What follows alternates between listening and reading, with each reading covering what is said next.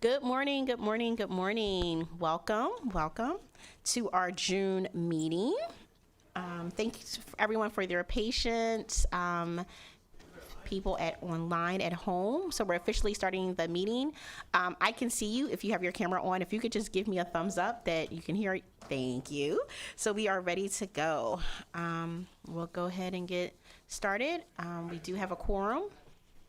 And we're ready to go. So I'm going to go ahead and call our meeting to order at 9:46 a.m. All right.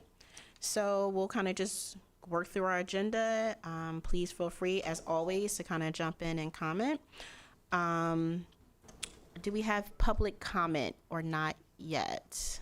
Do you have any public comment? All right, no public comment.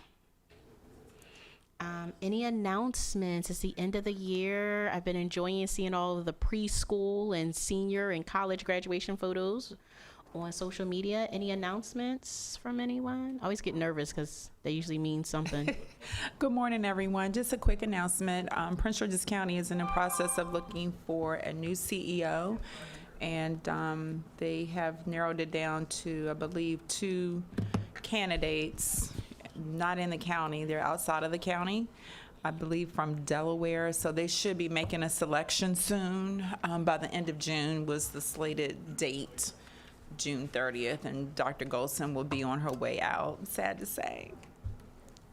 Okay. Any other announcements? Yep, go ahead, Darren. So it's not so much as an announcement, but just a sharing of just some information. I don't know if anybody else has their term ending or you got a letter from the governor's appointments office. I got mine, and it said you have 30 days to go get sworn in. And just kind of as a word of caution, I'm in Howard County, so when I went, they couldn't swear me in because I went early. And they were telling me that a batch of letters went out to everybody regardless of your end date. So they said you can't get sworn in until your term is over, so I have to go back in July. The suggestion was call first before you go in. So I just thought I'd pass that on. I don't know if, Kelly, you have anything more to add, but just, save yourself a trip just in case. Mm-hmm. Online, any announcements, anything? Okay. I don't have any announcements. Communication update. I don't have a real communication update. As you may know, if you miss one of these meetings, it takes you a moment to get your bearings back together. So there is no communication update other than, as I was sharing in the elevator, we are in full swim season and baseball. So we are either eating dinner at 4 or at 9. So that is really, so no communication update just yet.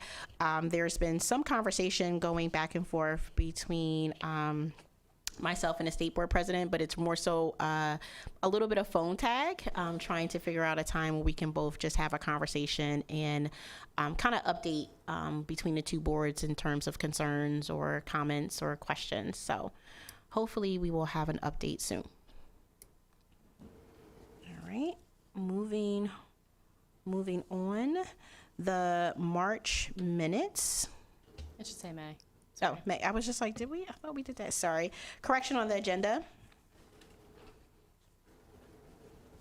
The May minutes. I'll give everyone a moment just to peruse those before we look at those. Kelly, it says March 4th. That's May, right? Yeah. Okay.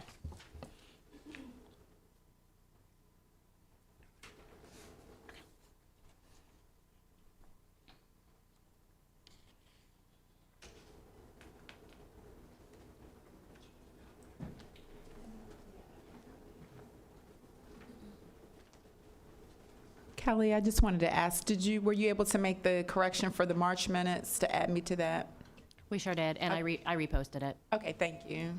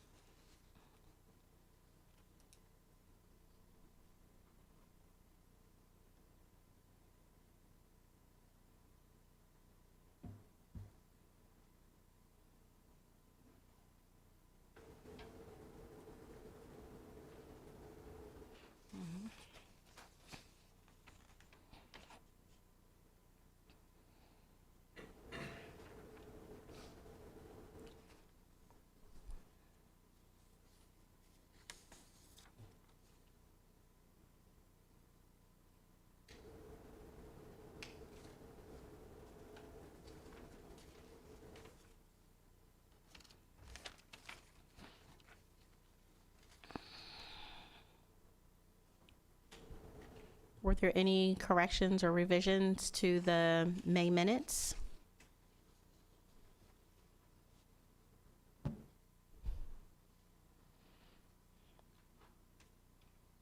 All right. Seeing that there are, without objection, we will approve the May minutes with the one correction of changing the date, because it says March at the top. With the one correction of changing the date at the top, we will approve the May minutes as written.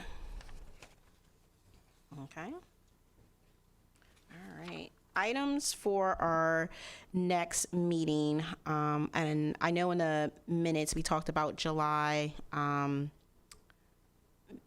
possibly being virtual, but I want to take some of this time right now to kind of discuss the need for a July meeting and what that may look like.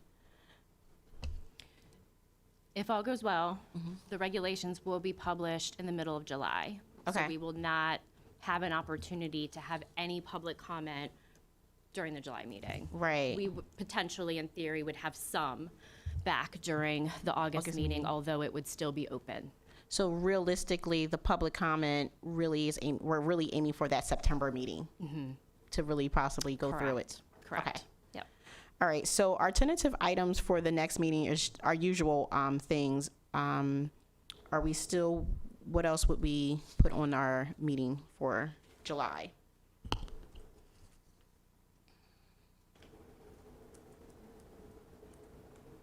Right.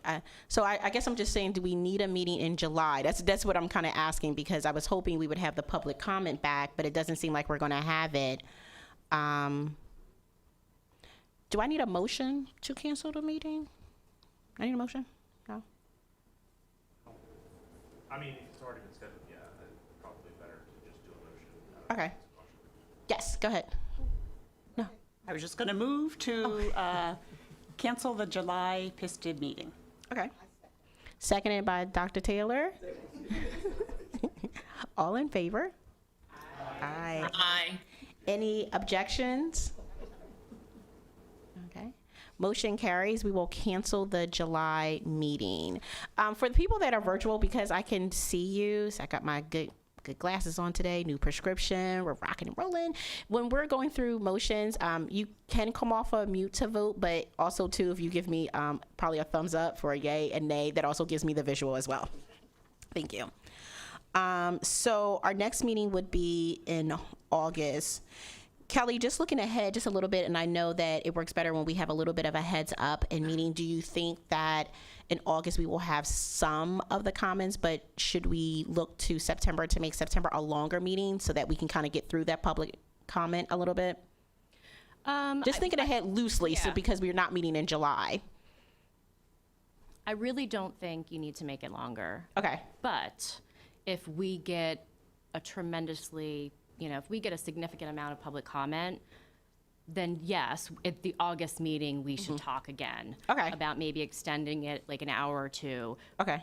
But I'm hoping that we get less comment than last time, because we made so You many never changes. know. We'll say that, and then we'll be like, "Oh my gosh, the floodgates open." So just tentatively be prepared for potentially a longer meeting in August. I mean, in September, just in case. If we don't need it, we don't schedule it. But it's always good to kind of have that plan in place, especially that being the beginning of the year and all of that. So we can at least tentatively just say, because the minutes will reflect that we tentatively will do a longer meeting in September, and that we can revisit it in August. What would you like me to schedule it for? Maybe the 2. 2? Yeah, maybe the 2. 9:30? Yep, 9:30 to maybe 2. Yes. May I just suggest that since we've changed that date, we may just put in that it's for September 14th. Yes. Yeah, so it's September To 14th. remind folks. Yeah. So the September meeting, September 14th, and tentatively 2 o'clock will finalize at our August meeting. And our August meeting date is, I want to say the 6th, but hold on. The 3rd. Too many dates swirling around in my head. Yep, August 3rd. So we'll make a decision about the time factor for the September meeting. Hi, this is Janelle Bobbitt. Will the August meeting be virtual? I think we talked last time because it's summer and to help make accommodations for people on vacations, that will give that virtual option for the August meeting. Thank you. You may want to take a break from your vacation and log on and be with us, talk about regulations. You know, you never know. Morning coffee on the beach.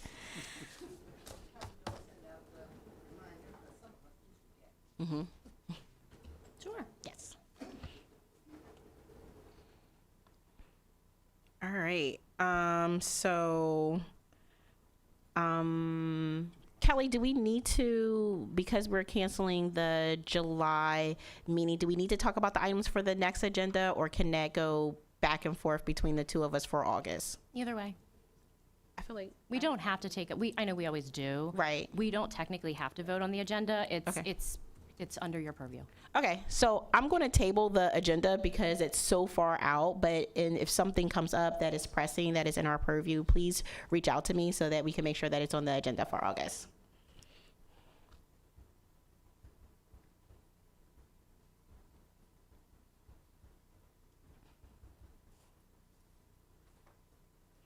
All right, now we are super early in our agenda, but this is the best part.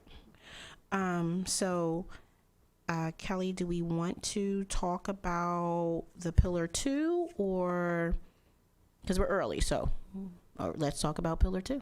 This is the best part. I try to, rush through. Like the items at the top of the agenda, I feel like they're the appetizer, right? So I want to just get to our main course of the agenda. Right, get to our entree of the agenda. Right, let's dig in.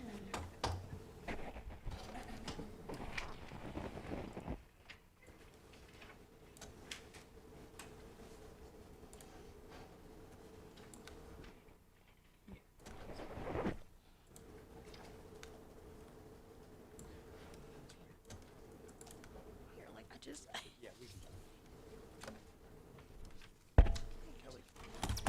All right. You ready? We are. And Kelly, I just realized, that's why I said when I miss a meeting, my bearings are all off. Can we circle back and talk a little bit about the induction Yes. group? I'm like, There's a slide for it. okay. I saw a little bit, but I wasn't sure. Okay, Wait. great. Okay, so after our last meeting, we talked a little bit about where we are as far as a state with regard to the blueprint implementation plans, and I shared that our local education agencies, as well as the state agencies that are required to submit plans, did submit plans at the end of March, and this is the first year of 2 years where plans will be required in March. And so today I wanted to just provide a little bit of an overview. Do you hear that? Yes. Okay. I'm like, no one was looking at me. I'm looking around at everybody like. You turned it off. Right. How about now? It's still doing it. Somebody's got to turn the mics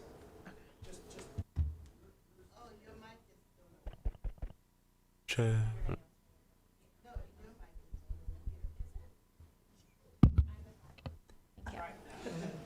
Better? Sorry.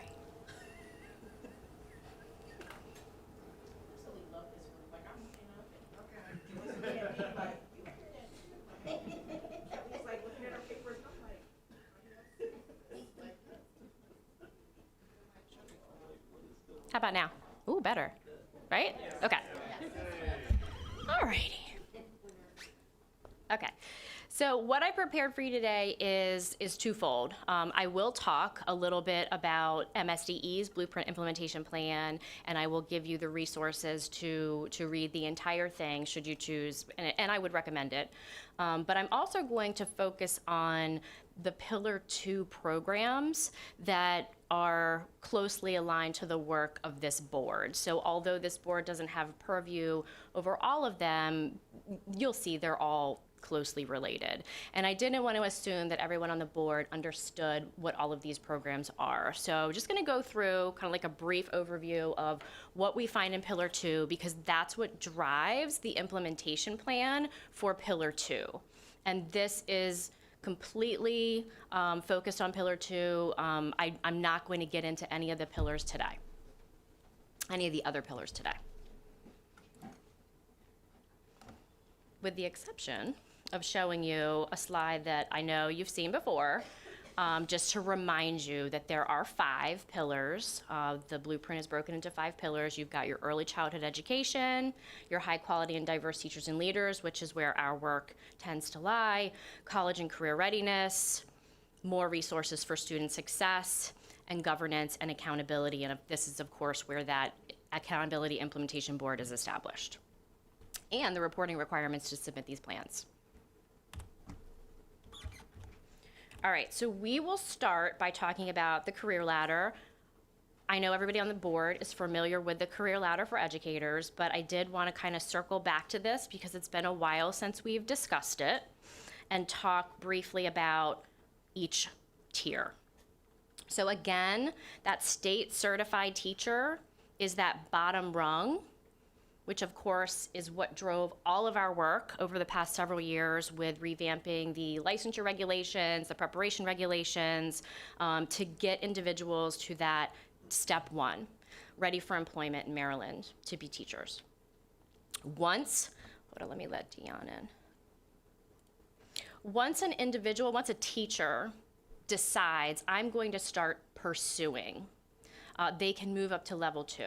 And they've got 2 options. I would say 99% of teachers are going to pursue national board because I'm estimating, and I'm talking anecdotally, but I have gone through the crosswalk of national board certificates with MSDE certificates, and there are very few that don't have a corresponding national board certificate. An example of one that does not would be a world language other than Spanish and French at this point in time.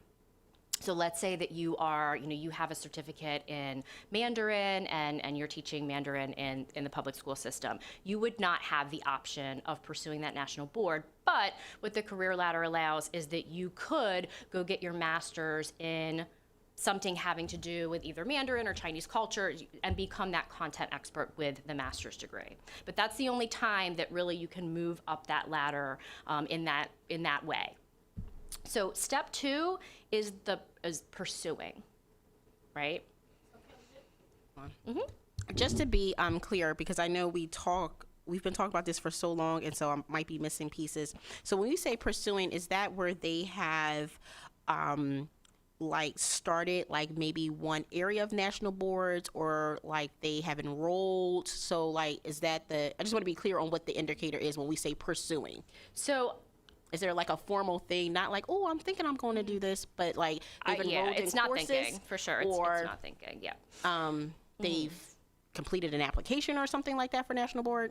So for national board, you do enroll in a candidacy. Okay. So my assumption, and I don't want to speak on behalf of the AIB because this is, they will make the ultimate decision about the approval of career ladders. My assumption is that pursuing has to be documented in some way, and perhaps the enrollment in a candidacy is one way that you can demonstrate that you are pursuing, or enrolling in a master's degree program for that Mandarin candidate is a way that you can demonstrate that you're pursuing. But again, I'm not going to speak on behalf of the AIB. So remember, I'm going to bring you back to our regs just for a second, because this is the tier 2, that we looked at closely to determine, okay, for those individuals that want to pursue an advanced credential, an advanced professional license, because now it's voluntary, we aligned it with this tier. Next tier is national board certification. And either you can just be an MBCT on tier 3, or you can choose to take the more traditional route of administration and step into an assistant principal role. And you can see that as you move up the ladder, at least for that assistant principal at this point in time in tier 3, the percentages of the time that you're going to spend inside of the classroom start to change. So that state certified teacher, 60%, teacher pursuing, 60%, national board teacher, 60%. If you move over to that assistant principal side, you still have to work 20%, and I actually have to update this slide because the law just passed that changed the language from actively teaching to actively pursuing student-related activities or something like that. So we will have to update this slide, but again, that's the 20%. That's tier 3. And then you either... I have a question. Yes. Janelle Bobbitt. So with becoming board certified, you automatically receive credentials for moving into an assistant principal position. You would not have to take the certificate courses in addition to MBC. You absolutely have to hold the MSDE license for Administrator 1, allows you to be that assistant principal or supervisor of instruction. So that is not going away. Okay, which just says a nationally certified teacher, you had those options. Absolutely. Yes. Okay. Yes, you can still add whatever endorsements you would like. None of that is changing. Okay. Thank you. Okay, so let's take the more traditional route first. Let's stick with the right side of the ladder. So vice or assistant principal decides that they want to get that certificate for administrator 2. They become a licensed principal, and this board, and this is work that we should begin shortly here. This board is charged in the law with determining the requirements to move up to that licensed principal tier. Not just the certification requirements, we've got that, that's being done, but what it takes to move up to that tier, which is new work for us. The board is also charged with determining the exceptions of moving up, like here are the requirements, and here is when there would be an exception or waiver. I can't recall what the language is in the law. It's either waiver or exception. So we will need to start that work, and perhaps we can look at starting that work in September or October once we've looked at the regs again. So they move up to licensed principal. The Kerwin Commission anticipated that a much smaller percentage would get to that distinguished principal tier. And I'm going to be honest with you, I don't recall exactly what the requirements are for the distinguished principal. I know a lot more about the left-hand side, but I do know that the thought was, for both tiers, that top step, really maybe only like 10% of the workforce would reach that top step. So that's the more what I'll call traditional route. And then of course, the blueprint establishes the teacher leadership track.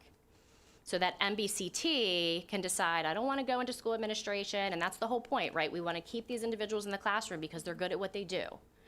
So they decide they're interested in becoming a lead teacher. Now, as you move up both sides of the ladder, it's not just based on your eligibility.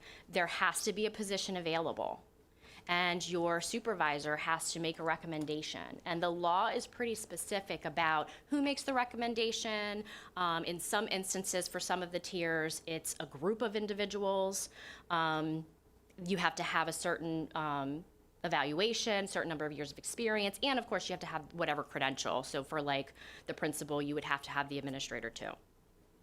So let's say that there is a spot open for a lead teacher in Cecil County, and Cecil County decides, they want Jacob in this lead position because he has his MBCT, and Jacob has all the experience that he needs, and his supervisor says, yes, I'm recommending Jacob for this position. So Jacob would move up into the lead teacher role, and now the average time that he's going to spend in the classroom drops to 50% because that additional time, that additional 10% is going to be spent mentoring colleagues, mentoring struggling teachers, new teachers, providing professional development at the school level to colleagues.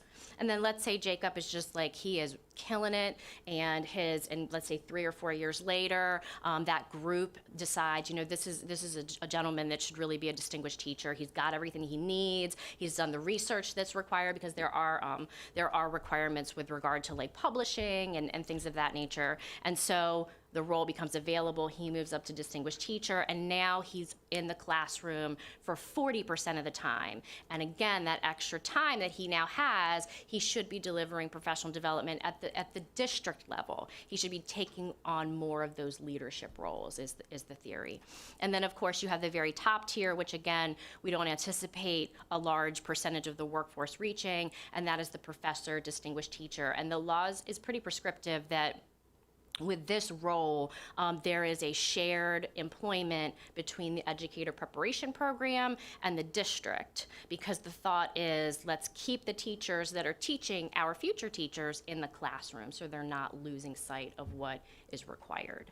So that they're only in the classroom for 20% of the time.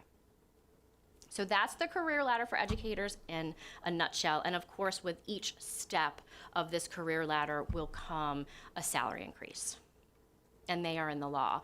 Once the career ladders are established and approved by the AIB, it is subject to collective bargaining. So we will see how that all looks. Questions about the ladder? Go ahead. Oh, go, you first. Sorry, Sandy.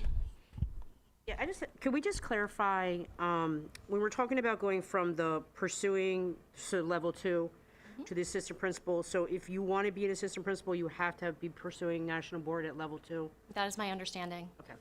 That's what I thought. I just wanted to clarify that. Now, I can think, but what if the Mandarin teacher wants to become an assistant principal?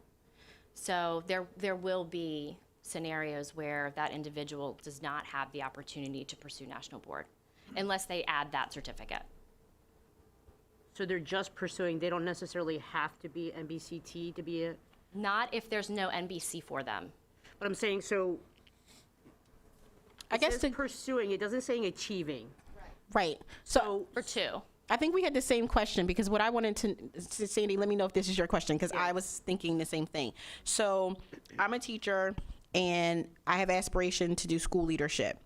Do I have to have the NBCT outside of me pursuing the coursework and sometimes the master or the certificate to get the admin 1? Do I have to achieve the NBCT and then do the coursework to be an assistant principal?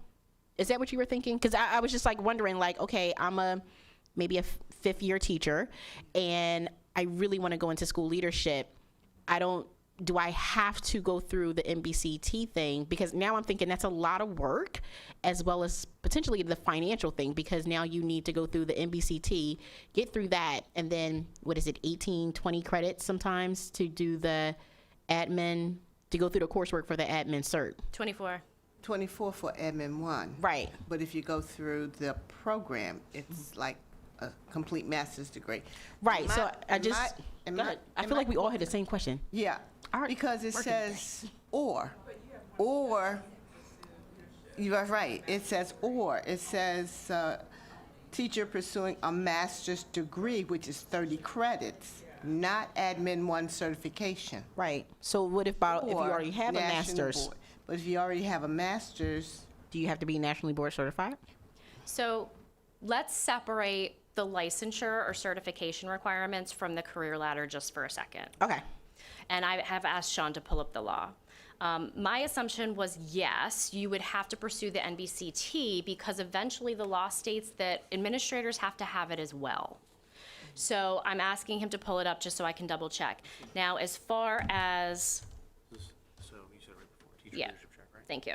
So as far as moving up to that vice principal tier for eligibility, for licensure eligibility or certification eligibility, there are many, many times, and in fact, because we have required our teachers for many years to get that master's degree or master's equivalent, you're going to see many occasions where that individual does not need the master's in administration, they just need the administration program. Right. So you'll see both ways.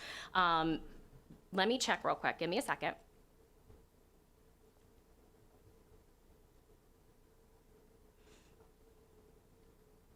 Just trying to think through the different groups of educators across the state and what and how this will impact them. I feel like we definitely had Sam was like, what? Yeah, but I'm thinking there's a difference here because we're looking at tier 2, level 2, is different from level 3. But level 3 doesn't say that at least what you have to have. Only Okay. tier 2 says you have to be pursuing a master's degree or national board certified. But level 3 does not say what the assistant principal has to have. I'm going to tell you. It's Right. in the law. It's in the law. Go ahead. And just to be clear, and I know we talked about this when we were promulgating the regulations. You're right. To get onto that level 2, you can pursue a 30-credit approved course of study. That's not going to get you to level 3. So it's one of the things that we talked about, like, do we even have that option for the advanced professional license? We ended up going with it and just including it and aligning it. But certainly I think it's important for educators to understand that here's the ultimate goal and I need to back map appropriately, because I would hate to see people kind of spend all of that energy and money pursuing something that's not eventually going to get them to the end goal. So for the assistant principals, what the law says is an assistant principal is on level 3. So again, to move up to that level 3, shall be an MBC teacher or have an advanced professional certificate for administration. So to answer your question, they could just enroll in the program for administration, get that credential, and stay there. Now, with that said, and I'm not going to take the time to look for it now because I'm presenting, but there is a place where it talks about administrators eventually having to be nationally board certified. So again, like, I want to think about that as I make these decisions when I'm starting to go to level 2. So I think I'm just going to put it down from my notes, Kelly, and I know since we're live streaming and recording that before we start to have the conversation, that I think it would be good as a board we review all of that. Like, you're great about giving us just that section and just kind of reviewing that and kind of having our questions for that, like all the what if questions, because I think it's helps when we come and we have all the what if questions. Well, what about this or what about that? And just some educator examples. Like, I already have my profile. admin 1. Yeah. I'm in a classroom teaching. For whatever reason, I'm not an assistant principal. Should I now be taking the time to pursue the MBCT so that a position becomes available? And then with everyone's local different, what does this look like for people who work at central office? That might not be our purview, but you do have, in most places, you need an admin 1 to do some of those positions. So it's just interesting just to kind of play those what ifs when we get there. We're not there yet, but I'm just making I a love the note. idea of like a profile, like, Right. we sometimes do profiles. We like a profile on this board. We like a good profile, like, oh, okay, it makes sense for us. Now, just to be clear, because I want to make sure everybody does understand that individuals at the central office are not eligible to be on the career ladder. Because you have to have a certain percentage in the classroom. right. So unless a district decides to change their model where, they have central office folks that are teaching part of the day. I could see which, that. I mean, they could certainly do. But remember those percentages, because they are really key with regard to the ladder. And then, of course, the ladder is going to drive the salary increases, your eligibility for the programs that we're about to talk about. So that percentage in the classroom is critical. And again, this is all about keeping those good teachers in the classroom. So, of course, that makes sense that we want to see them in the classroom. And Kelly, I have a Kelly, it quick looks question. like, if we're looking at this career ladder thing, as you said, it says that an assistant principal does not necessarily have to be nationally board certified. But in order to become a principal, they have to. Not yet. Well, in order to be a licensed principal, Okay. it seems that they would have to move up to that nationally board certified status. Because they're not teaching. It doesn't say they have to have a percentage of teaching. No, for the licensed principal, I think it's an encouragement. Right. and not a requirement Oh, okay. for 10%. Okay. So Kelly, I had a question about this is on a little bit different topic, but the mentor teacher. So, and we kind of had a conversation about this at another meeting, but is there language, I was just wondering what the language is in the blueprint for mentor teacher, because you mentioned that they have to have a percentage, so for example, in the classroom. So for example, in Prince George's County, we have mentor teachers, but I'm wondering whether or not that job description is the same as what's in the blueprint. So they are central office employees. They help and assist with teachers who are struggling. And so what's the specific language for mentor teacher? And I'm wondering whether or not they align or not. I can look in just a second and tell you what the definition is. I believe it's defined in the law. I may be wrong. Is there a percentage? You said there is a percentage they have to be So in the classroom? So what the law does say is that it is the expectation that once the career ladder is well established across the state, that mentoring would be happening from the lead teacher or the distinguished teacher. So it's those individuals that decide to go up that left side of the ladder who should be then conducting the mentoring.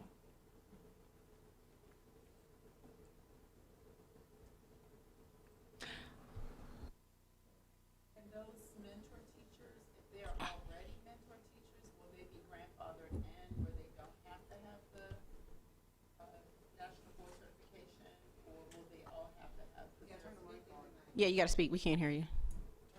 Okay. There you go.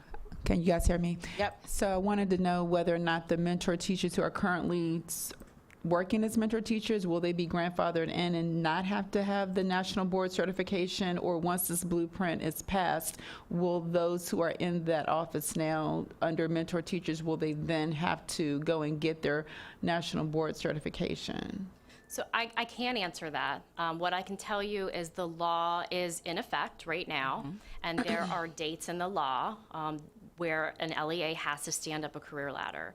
Now, how long it will take for the AIB to determine that the career ladder is well established across the state, I cannot tell you. And I do not know how much flexibility the LEAs will take to carve out roles for their existing, what they call mentor teachers that are doing that work. And I think it's probably going to look 24 different ways. What I would recommend is looking at the LEA blueprint plans. I think I have a link somewhere on this presentation for it, but if you even just Google it, it's on the AIB website, and every single LEA has a link, and their first version of the plan is on the website. It's public information, and then they will have to resubmit an updated plan next year, which I'm assuming will go much more deeper into the career ladder, because right now they're all really just working to figure out how they're going to stand it up and working with their partners to do that work. Next year will be a lot closer to 2025 when they have to roll it out. So absolutely read those plans. Like if you work for Prince George's County, I would absolutely be reading Prince George's County plan so you know what's coming. Yeah, that was a question that I had from a few of the teachers in the mentor teacher office. And so I guess maybe the county will give them a year or 2 years to get their national board certification, just like any other certification, before they're asked to either, get their certification or they're let go. So that was a concern from people, reading through the blueprint who are in that position, but they don't have their national board certification at this point. Yep, I would definitely continue to work with your local. Okay. And again, just to be clear, the LEAs are required to establish a career ladder for educators in 2025. We understand that in 2025, we are not going to have enough nationally board certified teachers to fill up the career ladder, literally up. So that will take time, and that is why I say I'm not sure how long it will take before the AIB determines, okay, it is well established. We have the percentages of NBCTs that we were expecting in order to implement this with fidelity. So that is a process. It's not as if in in 2025, it's like, boom, you're going to have every single step of employees on the ladder. And is that process something that will be, the ladder itself and salaries are subject to negotiations. So that implementation process over years, is that something that's also open to negotiations and then the AIB has to review that plan? I believe so, but I don't want to Okay. give you misinformation. So just really quickly before I come away from this, I do want to circle back to that question about the licensed principal, because again, this is our charge. So I'm going to read you the language in the law. Sorry, I had a comment about mentor teacher. Yeah, go Just ahead. to give an example. So with Baltimore City, I am a mentor teacher in my school. I'm not nationally certified.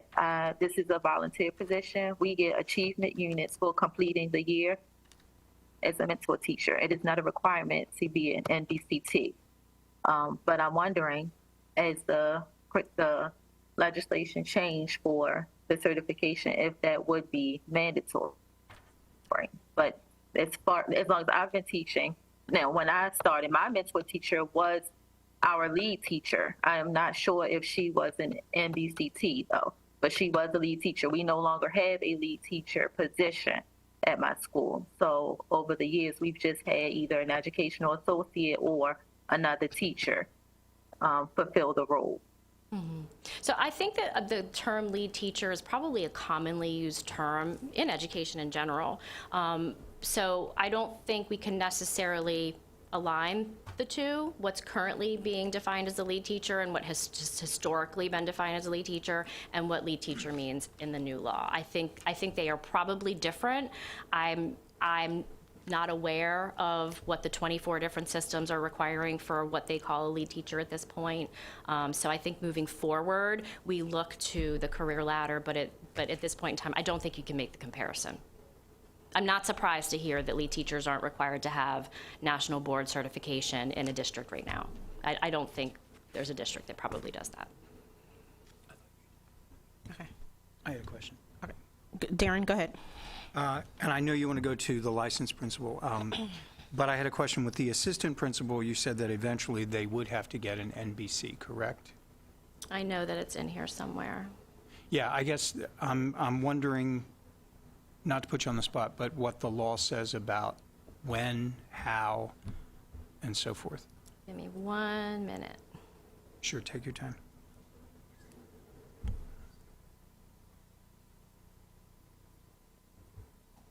You know, while you do that, we were talking about ideas for implementation, rollout, communication, and things like that.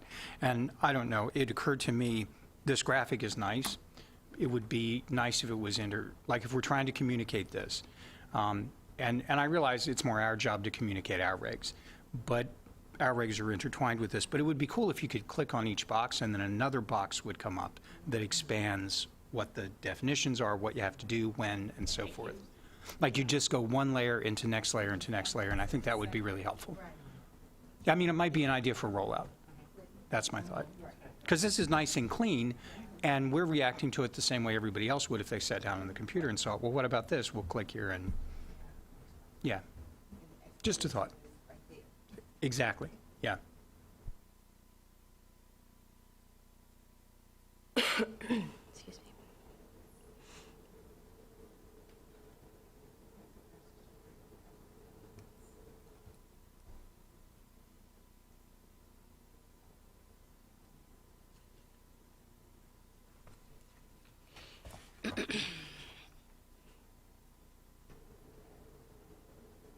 I'll probably have to look for it during the break.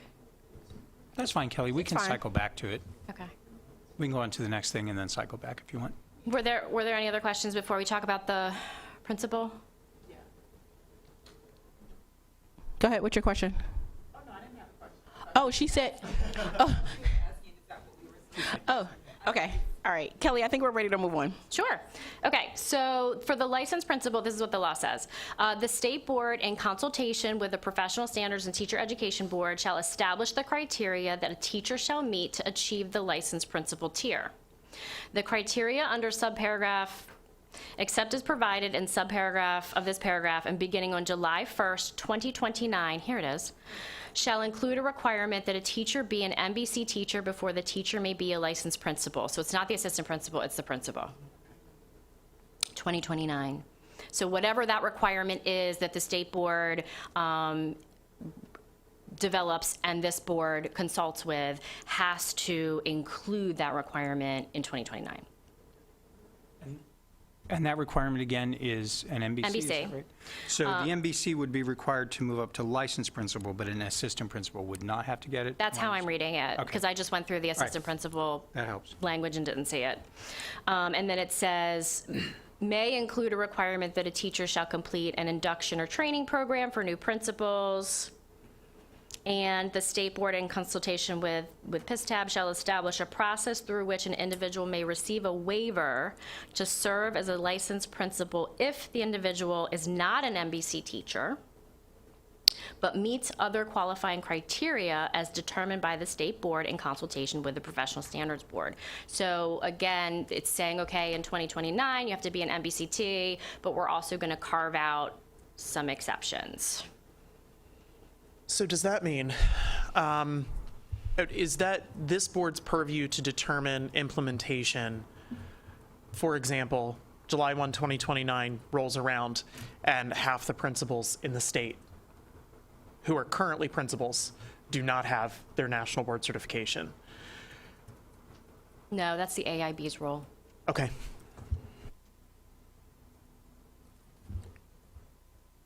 Forgive me for asking what might have already just been covered, but 2029, you would have to have an MBC to be a B1 licensed principal, Or meet the However- requirements of a waiver. or a waiver. And that would be PSTEB could establish the waiver. Consult with the state board, so you're going to do it together. Right. Okay. And we would also have to determine what criteria would be necessary to move to that category. Is that right? That's what it says. That's what it says. Now, this is And, okay, where, so I guess now I think have- this is where licensure Right. and the career ladder actually do kind of intertwine. You have to have the license, right? And that is the purview of this board and the state board jointly. And then how to move up. So is there an experience requirement for the role? So is there an experience requirement? Is there a supervisor recommendation like there is for everything else?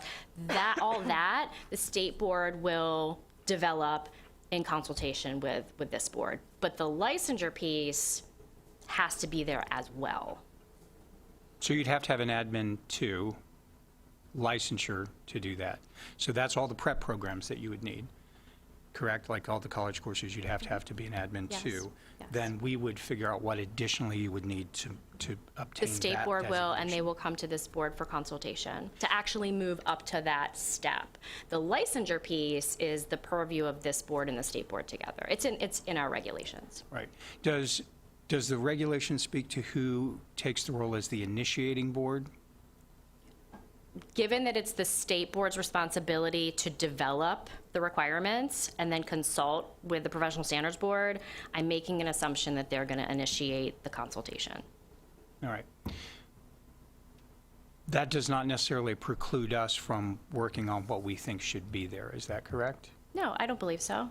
And I think In other words, that, do we have to wait for them to say, hey, here's what we want, since they're the initiating board? I think it will naturally be a part of the discussions, because remember, we've always said, as soon as we get these regs adopted, we've got to start looking at those administrators and specialist positions.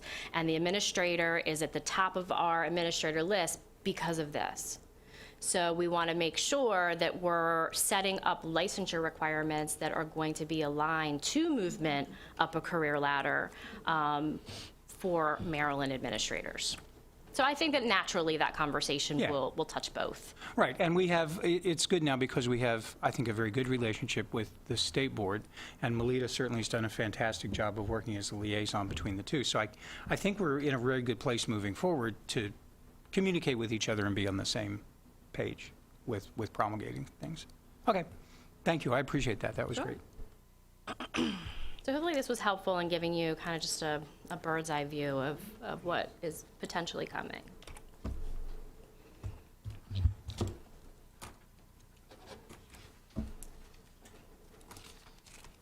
All right. Okay, so salary increases. Now, there are salary increases associated with each movement up that teacher leadership track.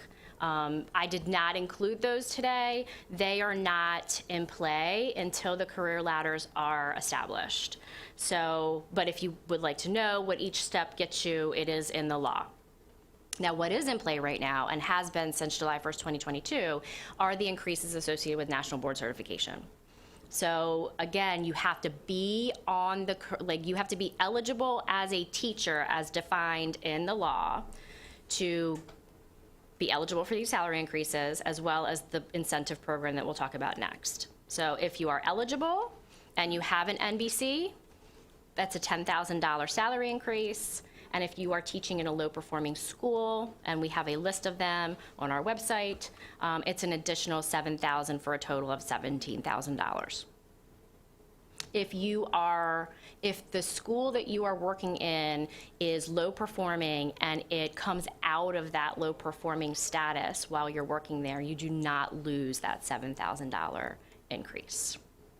Now, anyone new coming to that school that's NBC would not get it, but those individuals that are already there will continue to hold it. It is important to understand that these salary increases are not available to an individual who does not continue to maintain their certification. They will be removed if you do not pursue a renewal or a maintenance of your certificate. And it's important to understand. So it is definitely just part of the professional development. If you choose to go down this road, you've got to know that I'm going to do this every 5 years. Now, the initial, of course, is going to be more rigorous than the maintenance, which is a shorter process, but you do have to plan on just continuing to do this.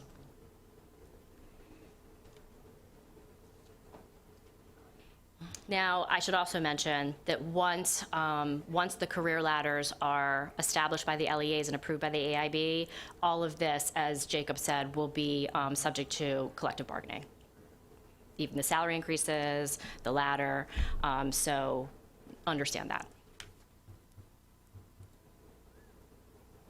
So this is the flip side of the salary increase. This precedes it, right? So if you are pursuing national board, the state and the locals do fund that as long as you meet the eligibility requirements as defined in the law, as well as the national board for professional teaching standards requirements for a candidacy. So you can see the fees here on the right-hand side. The only thing that's not covered is that annual registration fee that is on the candidate. It is annual, so if a candidate does all 4 components in 1 year, they'll pay it once. If they don't, they'll pay it for each year. You do have to attempt all 4 components of your initial certification within the first 3 years of your candidacy. And the National Board allows you an additional 2 years to retake anything that you may need to retake. The program will fund all 4 components for the initial take, and it will fund up to all 4 components for retake if there are funds left over. We will fund those individuals who are taking the components for the first time and renewing before we look to fund the retakes. And then, of course, we fund the maintenance as well. So it's a 2/3, 1/3 split. MSDE pays the bill to National Board, we bill our locals, and they pay us back. If you submit all the components, you've met your obligations. You do not have to achieve. If you do not submit all the components, if you withdraw or if you just fail to submit, you are obligated to pay that money back. So if you run out of money, then the candidate has to pay For a retake? For a retake. for any of it. No. It is a program that is in the law. Oh, okay. And will be funded. We are estimating, we have to forecast every year, what is this program going to cost? And it is very difficult to forecast because you never know if an individual is going to take all 4, if they're going to take 2, if they're going to take 1. So it is very difficult to forecast. But I can tell you actual numbers. We've quadrupled the amount of money that we've paid since the 2019-2020 cohort, which makes sense because this law went into place in 2020.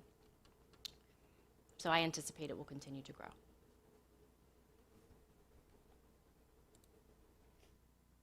And then the other side of the incentive program is the support program. And this is a new program that's established in the blueprint. It requires some specific personnel, a state NBC coordinator. I'm so very happy to let you know that our NBC coordinator started yesterday. Her name is Melissa Chandler. Was she? Yeah. Oh, okay. Gotcha. So she's fabulous. I'm so excited to have her.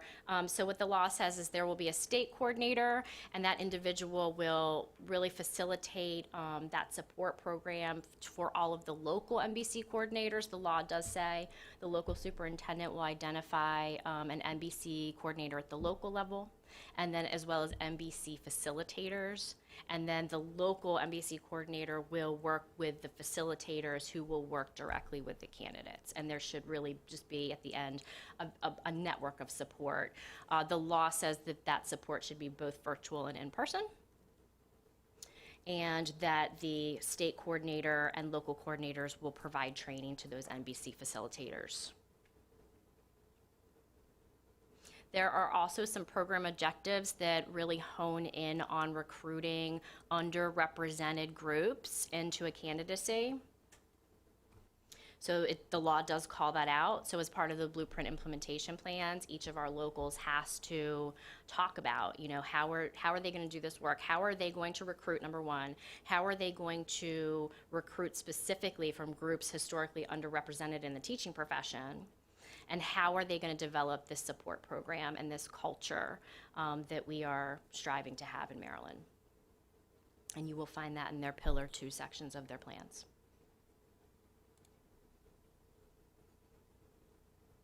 So those are the programs. I'm going to transition to the MSDE's plan. So MSDE, again, submitted their plan in March, and Google it. It's the easiest way to get there. MSDE, Blueprint Implementation Plan. It's laid out differently than the template for locals, which I actually find it pretty easy to navigate because it's actually like a drive folder, and you'll go in and each of the pillars, so there'll be 5 folders. Each pillar has its own folder, and you can really dig into each pillar, and each pillar has several objectives that the department is responsible for. They're different objectives than the LEAs are responsible for.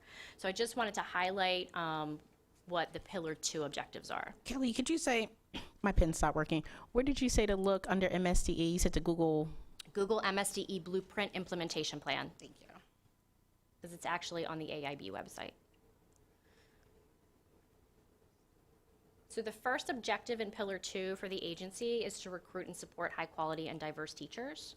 So I've just included a couple different things. It's a massive document, and so I just kind of highlighted some of the takeaways that have already been accomplished and that we're continuing to work on this year. One is our social media recruitment campaign. The Teach Maryland website. I never get tired of telling everyone about the Teach Maryland website. We have a community outreach program, and that includes the Teach Maryland Conference. And I know we have that on our agenda to talk about, but since it's here, I'm going to go ahead and talk about it now. We just had our second Teach Maryland Conference. We had 270 students attend from 15 different districts. We had 19 of our educator preparation programs there. We had several of our LEA human resources departments represented. And this is for high school students, Maryland high school students. What we saw, just like in the first round of this conference, is the LEAs tended to choose their Teacher Academy of Maryland students to attend, which makes sense. So they already were excited, and it was an excited group. It was a really fun day. We had 2 great keynotes. Beryl, the previous Teacher of the Year, she spoke, and she's a wonderful speaker. And then we also had Shamir Stevens come down from New York City. and he spoke in the afternoon, and it was a really nice day. There were 16 breakout sessions, and the feedback that I got at the end of the day, because we raffle, we give away some nice prizes, and you can earn tickets for the raffle by talking to educator preparation programs and LEAs. So before that raffle, I had the opportunity to have them all in the auditorium, and so of course I took that opportunity to ask for feedback. And they said, all of them said that responded, we need more breakout sessions. So that was really good to hear. Like, they want more. So we're excited, and hopefully we'll do it again this fall, and it's a really nice event. Next objective is increasing the rigor of teacher preparation and licensure, and I don't need to tell you about this because we've been doing it for years, and really this is the culmination of our work here getting ready to happen. Other than that, there is the Teacher Collaborative Grant. It's been funded since fiscal year 20, and fiscal year 24 is the last year of funding. We currently have 5 grantees, and we are reviewing 5 additional applications. Comprehensive in-service educator training is the next objective. This is where we see our TIRA pilot, which is over. I don't know if y'all remember that. And then the induction work group. So at this point, Darren and Melita, if you wanted to say anything about the induction work group, it's probably a good time. Thank you. That was a great segue because I forgot it in my communication update. So Darren and I had the pleasure of attending the induction work group. So it was a great, what's the word I'm looking for? A great selection across the state, different schools, different. The stakeholder group was a really good stakeholder group because I feel like there was elementary, there was middle, there was higher ed, there was a little bit of everybody from different places. So it wasn't just the central counties of Maryland, and then they went over the data. The data was interesting. Can I talk about the data? Or Sure. Okay. So the data was interesting. It was bittersweet in terms of it was all over the place. It wasn't what we kind of thought. It was just like, oh, we thought this. And I thought the thing that really stood out, and Darren, please jump in, was that as educators, right, those of us who are on the front line and in the trenches, that we always think that if teachers are given more time and more planning time, then the data would look different. And it didn't. Correct. Like I don't have my tier work group. No, I mean my notes in front of me. It was that was the part that kind of really stood out. The data, like, am I quoting that correctly? Yeah, it was The survey data? Yeah, the survey data. How we always think like, oh, it would be better in terms of if we have more time, if teachers have more time for this and more time for that. But the data was the opposite. Oh, you're talking about TIRA. Yeah, I was talking about the TIRA data. And so I was just like, wait, which set of data? And so when we were just, Kelly shared that data and we were just talking about the data. And so as a group, a lot of people were taken back because that was some of the things that they were like working through, looking at the amount of time that educators were given and thinking that they would have different results, but it was really eye-opening. So I think it was great initial discussion, and how we worked through everything was very, I guess it was a large group, but not super large, but it was very collaborative. Super excited to attend our next meeting and kind of just see where we go from there, like some of the things we talked about and where we will pick up. Darren? No, I think that's absolutely right. And I think when we were talking about time in that study, and you'll correct me if I'm wrong, that's often referring to time that teachers spend with a mentor teacher, and the idea that will increase retention, that's the word I couldn't think of. That'll increase, that'll increase retention. And in the initial study, it didn't. Is that fair to say? It is, but it's I should qualify. So for those of you who were not around at this time, the Teacher Induction Retention Advancement Pilot was a program that ran from, I want to say maybe 2017, 2018 to 2020. The first, and what it allowed in the law was for first year teachers to have an extra planning period. So it was having 20%, so 40%. So it aligns with the bottom tier of the career ladder. And I think the idea was, because the blueprint actually says when you're developing these new induction guidelines, you have to consider the TIRA pilot. So my division managed this grant, and the first year that it came out, we had 3 locals who wanted to participate, and so they did. They got the grant award, and from those 3, only one of them decided to pursue the grant for the remaining years of funding, and I think it was like 3 or 4 more years of funding. And so in the end, we of course, our goal was to, and they knew going into the grant, okay, we're going to track these individuals, we're going to track these employees that we're putting in this pilot program, and we are going to have a comparable group of teachers who are not part of the pilot in a comparable environment, teaching environment. They started at the same time, all of that. And then we were going to look at the data to see, well, we expected the individuals that got the extra time to have a higher rate of being retained. What we found in the end was for all 3, because we looked at that first year, we looked at all 3 LEAs.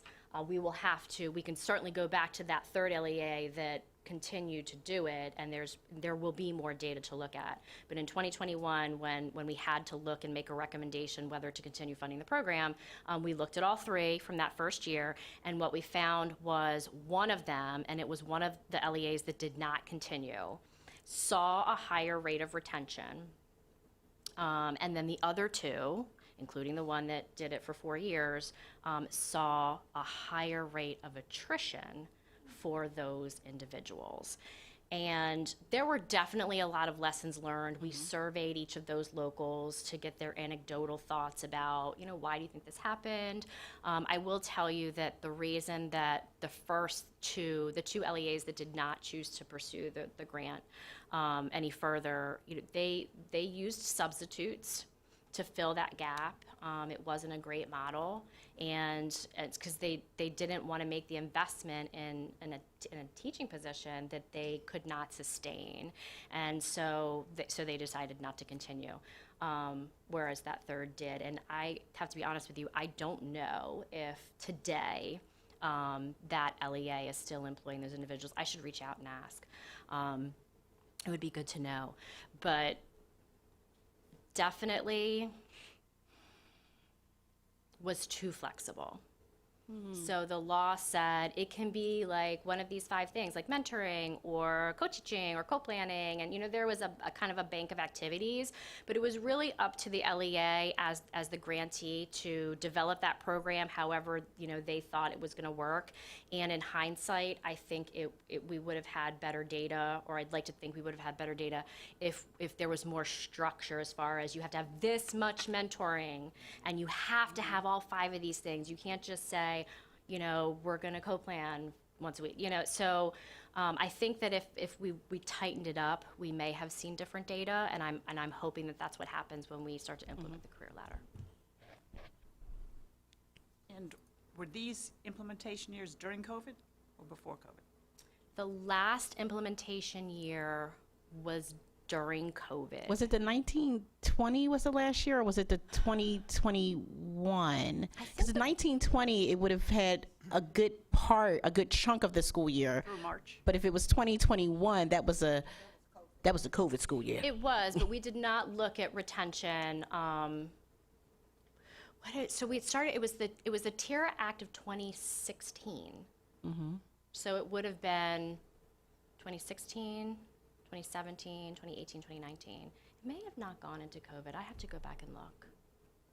I don't remember It writing starts about. to blow together. I don't remember writing Kelly, about I've been on COVID. this committee for a while, not as long as Darren, but it starts to blur together. Because I don't remember if we were having conversations during the pandemic. Anywho, let's move forward. So it was a great conversation. It was just a lot of discussion. I love the way that the educators were there to work, and so we're very thankful that we got the invite. But it was great to kind of hear from other stakeholders outside of our group and just the different positions. Like some people were serving as mentors, some people they directly were related or they were with higher ed. So it was an interesting group of people, and just kind of looking at it from the perspective as chair, and how some of the comments that they make, how it impacts us, and to keep that perspective as we're having these conversations. All right, so the next objective is the educator career ladder and professional development system. And I've just talked about the incentive program, the support program. We also had the LEADS grants program, which we talked about when we came together last month and in March. So all of those things are ways in which we are offering professional development and really helping to establish that career ladder with your Grow Your Own programs and the science of reading and all of that. And then finally, improve educator compensation is also an objective, and here's where that link to the low performing school list is, because again, if you have your MBCT and you're working in one of those schools, you're gonna have that additional 7,000. That's all. Any questions? I mean, we're good about asking questions throughout along the presentation, but any questions, anything pressing, anything that is sticking out for you or anything like that?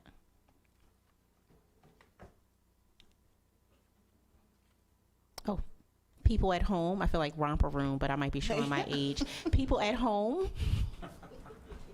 I'm at the tail end of the romper room generation too.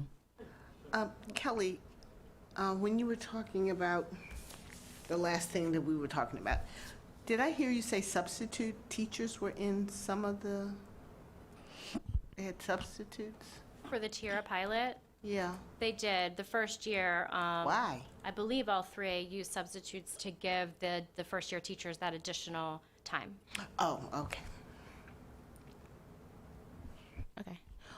One thing that I would say that I'm going to ask as chair to charge the members both here and at home, that I would ask that you take a look at those plans. It was very easy to find on the AIB website, and just look at maybe your local or a local of interest, just to possibly just have some working knowledge of what's going on as we think about just our constituent groups, and really having a different perspective across the state in terms of what's going on and what is mentioned in the plans.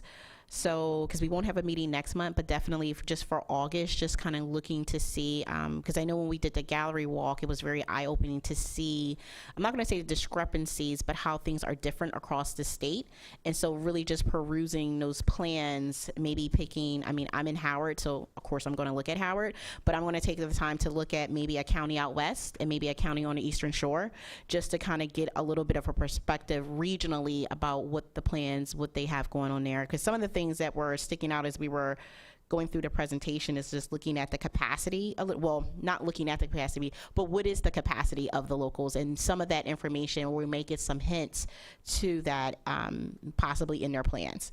So we're thinking about the administration, and if you're teaching for a certain amount of time, what does that look like? And what would that look like? And how is that going to be different for, let's say, a Wicomico County versus like a PG County versus Washington County?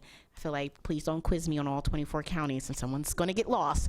But I always try to look at, the central counties in terms of infrastructure is a little bit different than, looking at from the east to the west.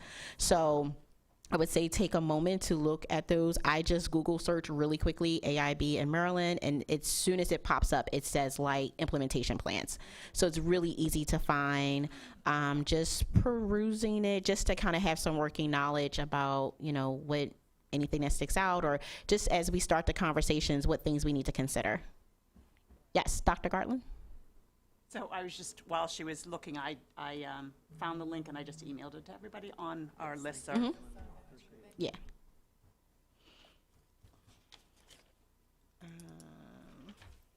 All right, so I think this is a good time, because we're ahead of schedule, for a little bit of a break. I know we're all excited for the break. So let's just take, because it's exactly 11 o'clock, so let's take a 10-minute break. Let's take a 10-minute break, and we'll come back. So folks at home, we will come back at 11:10.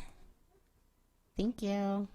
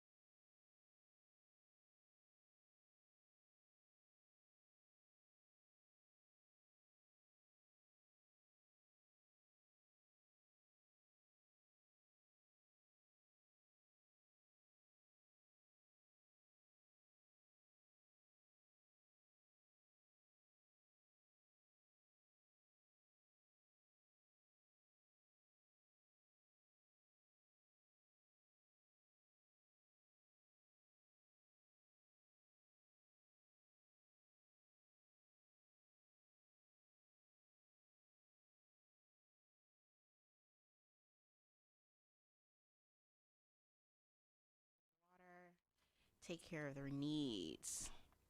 All right. Before we move on to the next part, Kelly, thank you for putting that together for Pillar 2.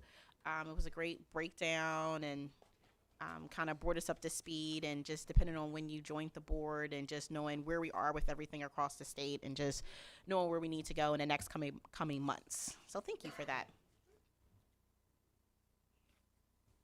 All right. Regulation implementation. So I understand Darren gave everyone homework in May. I've been collecting. So please double check for Pass it down to Kelly. name and date on the paper. Well, I think eventually we'll be forwarding. I got copies. So just want to give everybody the opportunity. And so just to recap, Darren, do you want to share what was the ask at the May meeting?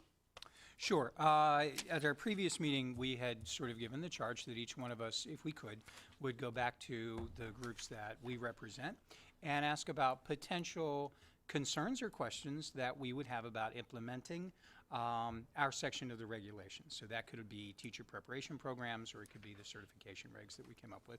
And also, I'm sure mixed in were questions about the blueprint in general. And we had also suggested that it might be helpful, and the idea was we're not necessarily posing questions to walk away with answers. These are just the questions that we need to kind of have answered to go forward as we communicate the plan. And I think the other suggestion was it would be good to have a list of FAQs. And so if people gave specific questions, eventually they'd want answers, we would kind of compile that, and we'd kind of know where to move on. And this is kind of work we could do before we started to get public comment. So that's what we were asking everyone to do. And again, I would suggest that we're going to get a lot of questions. My assumption is that Kelly's not going to be able to answer, and other people won't either. But it's good to know them in advance because we know what's on the horizon. So nobody's putting anybody on the spot with these. All right, so I actually want to give the opportunity first to the people who are online. If they have something first, let's start with them, makes it a little bit easier. So anyone online have anything? Miss Wilson? Yeah. Oh, Miss Bobbitt, go. You go first, because I'm also, I'll let you go.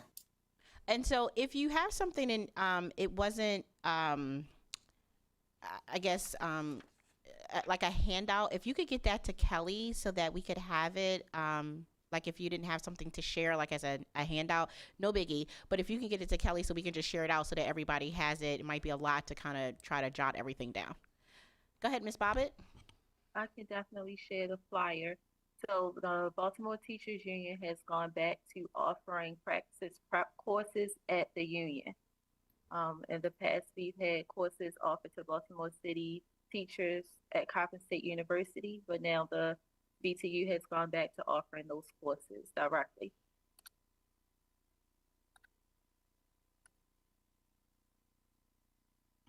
Anything else? No. Okay. That was it. Thank you.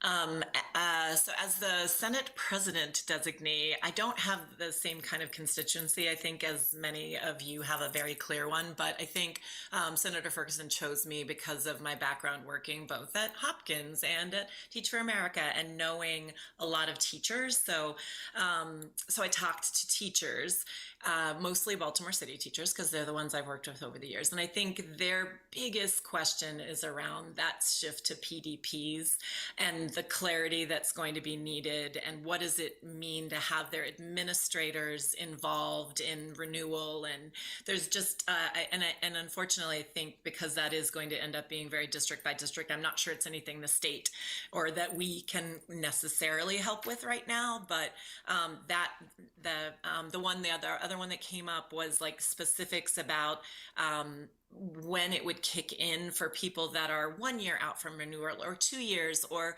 people that were maybe 4 years out, but they get their courses done at the beginning if they don't hit the new categories. So I think the transition to the PDPs is a big lingering question. And then also, what is it really going to look like when it starts to involve their administrators approving plans and all of that?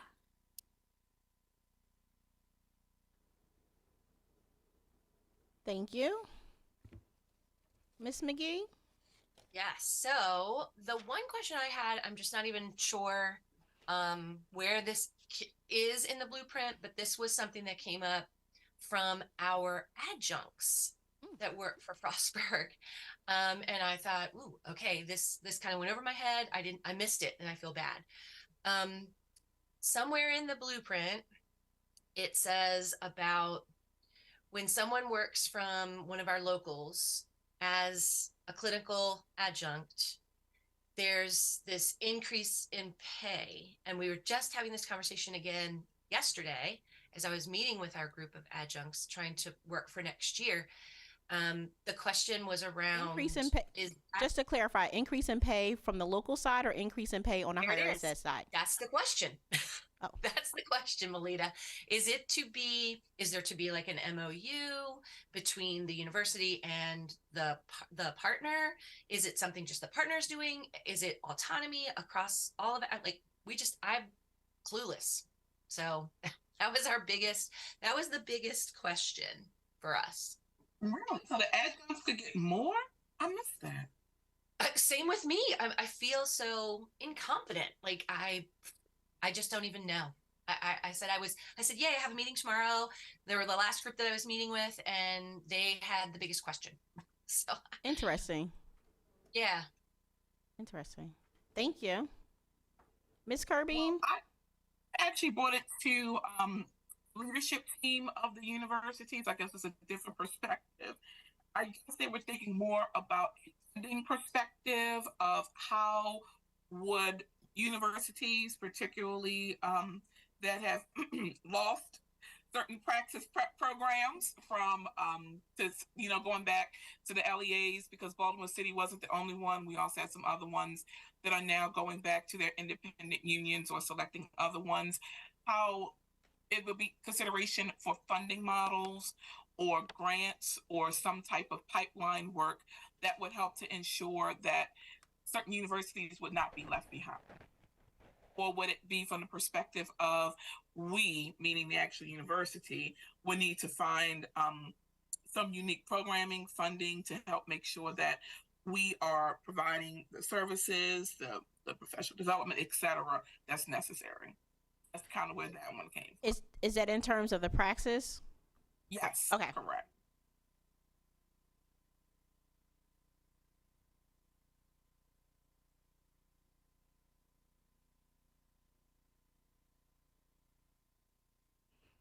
Okay. I think we covered everyone virtually. Dr. Taylor, did you have something? No. Okay. All right. Thank you. Dr. Gartland, we'll go with you.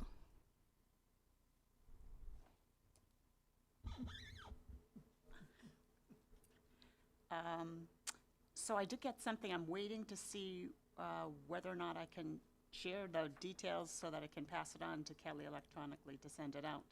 But overall, from the IHE perspective, although there were 8 or 10 specific things about the regulations, the proposed regulations, just the timeline in making sure that logistically the program revisions will be afforded sufficient time, 12 to 18 months maybe, to make the revisions. And of course, the way that it works is that for TU anyways, we also have to work with MHEC and the U system of Maryland and have peer institutions weigh in, although presumably we would all be in the same spot and it wouldn't take so much time, but it could slow down or interfere with the revision process. So that's the main takeaway. And as soon as I hear that the okay to send this handout, I will pass it on to Kelly so that everyone can have a copy. Okay. Thank you. Ms. Spain? I always have such a... I'm on? Okay. Can I move it a little bit? Okay, there we go. So I don't know what's the best way to do this. I have quite a list of questions. I was asking Darren, would it be, do I go through each one, or? I think it's good to go through each Okay. one personally, if that's Yeah. what You we're guys hear me because okay? that's what we're Okay. here for. That's what Okay. this section's about. So what is MSD's process and timeline for establishing the new recruitment, retention, and diversity dashboard? How much input will educational partners have? Regarding the institution of initial eligibility, where 40% of attendees receive federal Pell Grants, does the state have a listing of institutions that qualify? How will this be reviewed and administered each year if an institution rises above or falls below the 40% eligibility threshold? What is the criteria for MSDE determining high-needs schools? Are non-public schools eligible to be classified as such for the teacher development and retention program? That was basically around the blueprint and so forth. So now these are more regulation. And I guess I'll say the page number, page 8. What thought has been given to rolling validity dates based on the teacher's date of hire? And I know we talked about that, and that was probably one I could answer, but I wanted to let you know that that's still questions that are out there. With only 3 years instead of 4 to complete requirements on a conditional license, and given the current validity dates, educators are limited by several months in the time they have to meet all requirements. Still on page 8, what does it mean that teachers can hold multiple licenses? How is this different from adding endorsements? Page 10, other than special ed, is the conditional valid for 5 years for special area teachers, art, PE, music, health as well? Page 11, will these terms be further defined? Sustained, intensive, classroom focused. Still on page 11, adjunct. Must the co-teacher be in the classroom during all teaching periods? Can a professional working artist / musician who does not hold any industry license be given an adjunct license? Still on page 11, may the schools decide what professional development is required for the adjunct, or will it be department prescribed? Page 12, is this bachelor's degree requirement replacing the evaluation given to conditional teachers? Still on page 12, in-district training programs. Since the bachelor's is required for the conditional, how is that the passing scores on the content licensure test? Is this 5354? Can be substituted for the bachelor's degree. Page 13, is 24 semester hours of coursework in the 4 core subjects now required in place of the 3 basic skills tests? Is this GPA route, no longer an option? Still on page 13, attestation of proficiency. What constitutes a department-recognized assessor? Still on page 13, what constitutes an experienced non-public school teacher? Wouldn't they already hold a conditional license certification? Page 14, does this mean that the educator can substitute an effective rating on a year-end evaluation be submitted for the performance-based assessment if the educator meets the criteria for the initial professional license and is currently teaching? Bear with me, 2 more. Page 40, is a supportive services personnel license required for all education assistants and one-to-one personnel? And on page 42, how does this align with 13A.09.10, 18B? 5, an education director of a special education program shall hold a valid A, Maryland Professional Certificate as a special education supervisor or special education principal, or B, Maryland Professional Teaching Certificate in Special Education. Thank you for bearing with me. Thank That's a lot you. of questions. Thank you, thank you, thank you, thank you. Is that something, Ms. Spain, that you would be able to share electronically? I mean, I'm sure. Okay. Yes, go ahead, Kelly. So, what the comment that I'll make, because I don't want, I know that you spoke with Mansef, and that's kind of what's driving these. I don't want Mansef to have to wait. Some of the questions about regulations are about regulations that are in place, and so I don't want them to wait for the adoption of new regulations to ask these questions. Like, we're available, and their specialist is available every day of the week. Well, maybe not Saturday and Sunday. They do. They're bad like that, but try to keep it within the week. So don't wait. If there are questions about things like the adjunct certificate, or, they should reach out to their specialist so we can keep moving. All right. Okay, I just had a few concerns. We have a small certification office in Prince George's County, and the concern is How will they be able to get out the new guidelines to all of the teachers? We have such a large body of teachers, and how will they get out the new guidelines? And then teachers were concerned about the new guidelines and being in the new changes, and what are the changes, and being able to keep up with the new changes for their renewal. And then for the mentor teachers that we currently have are concerned about whether or not they need to get their national board certification. And that's all I have. So not a question, but a learning experience that this created for me. I went to maybe 6 or 7 teachers, and the constant or the common response I received was, there's changes. I think the majority of rank and file teachers are not in tune that changes are coming. And I think the most concerning piece for me in the conversation was that many teachers said, well, I'll worry about it when HR tells me what I need to do, because that's kind of the, in Prince George's Culture. County, the small certification Right, office. the culture. Right? They reach out.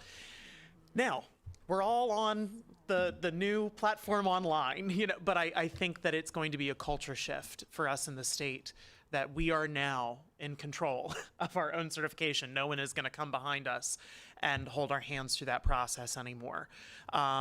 And it's also tough, particularly for our newer teachers, because I had the opportunity to talk with my non-tenured folks at my building in a certification meeting that we had.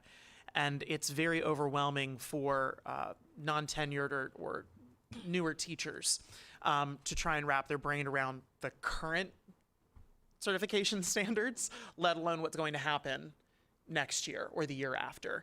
And it's very difficult to try and put on people's radars what's coming up when they're living in the now and what they have to do right now. So it was just, it was challenging. And then I didn't want to stress people out, so I stepped back a little bit from talking about some of the changes. But I think we have a big education challenge for educating everybody what's coming. Thank you. And I know we discussed that, like what will the rollout look like? What kind of information is going to come from MSDE and then the locals, and just really figuring that out, what it will look like. I don't know if that's our role, but just knowing that that is going to be some of the concerns statewide. Sandy? Yeah, so in addition to some of this, actually when Jake was just talking about the, people not knowing, I did ask if the principals in our county had been notified about it. And my principal said, no, they don't know anything about the PDPs or any of those changes yet. So, so anyway, I guess the concerns around, again, the rollout of the PDP, will people be phased in? So like if you're in a certain, if you're 2 years into getting your 5-year, renewal process, will you be phased in for that? So I think that's one of the questions that we had. Some of the gray descriptions with, like the different categories, and does this qualify as, one of the categories, who's going to be the bottom line to say, yes, it qualifies, doesn't qualify when it comes to PDPs, how they're going to be tracked.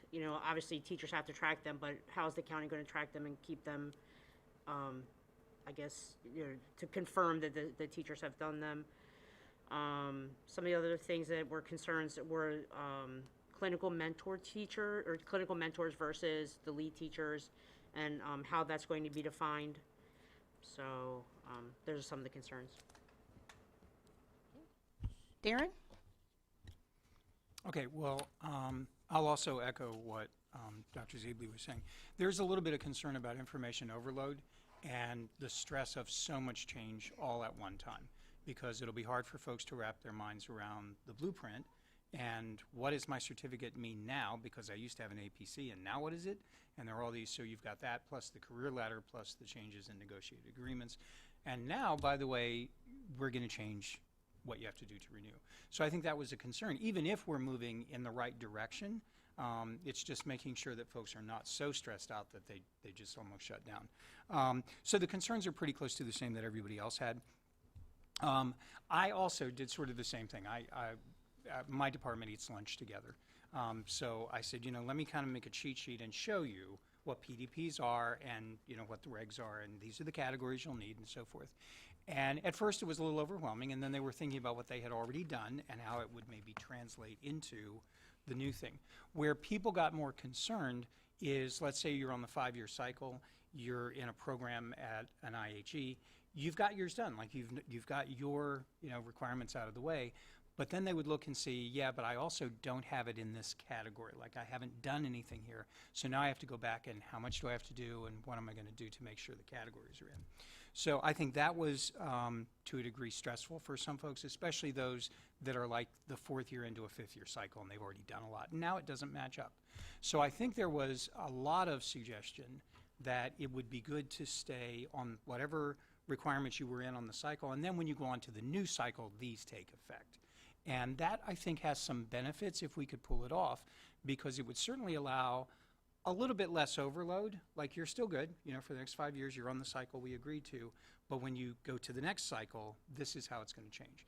It would also allow us to take that number of people that we've got to track and make it smaller, and you could work out some kinks along the way.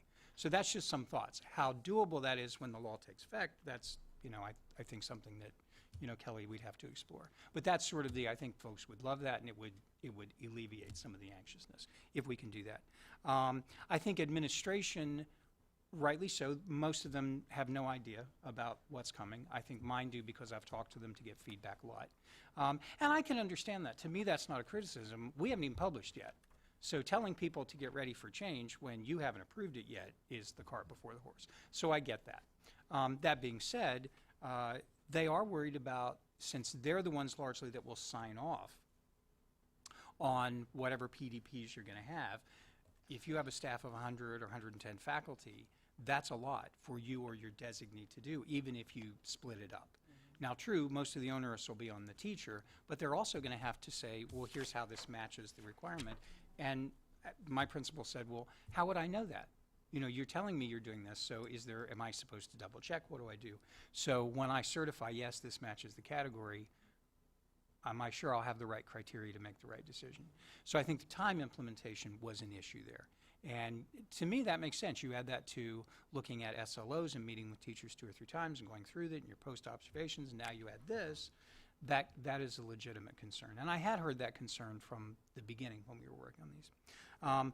I did not have a chance to talk to folks in HR about dashboards, because the suggestion, I think, from the last meeting is that that's not a state thing. Locals will do that.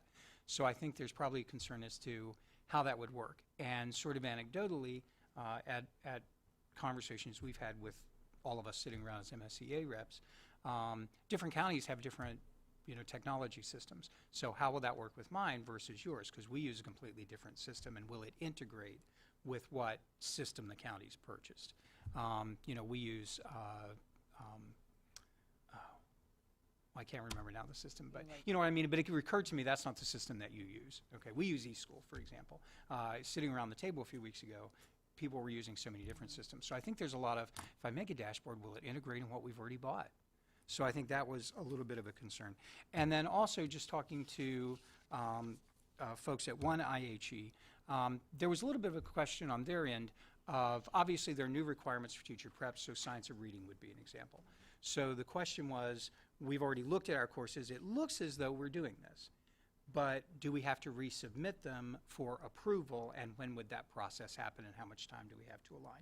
So I think that was a question that just kind of anecdotally came up in conversation. But I was pleased to know that, at least of the IHE that I had talked to, they had already kind of been aware and tracking what we're doing and saying, yep, wonder if our courses match the new regs. And they were confident, they just didn't know about how they get approval and so forth.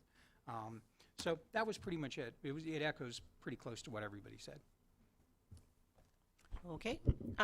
The only thing I'm actually going to just add to this, because I think everything was covered, was just looking at the technical support that the IHEs are receiving, and just making sure that they are getting the support, looking at it from a different perspective in terms of the LEAs have the LEAs, but then just looking at the IHEs and how they differ from across the state and the support that they're going to need, and how this will all impact them. So just kind of looking from that perspective, looking at the smaller schools versus the larger institutions, and how the support may differ, and what that and how that looks across the state and MSDE.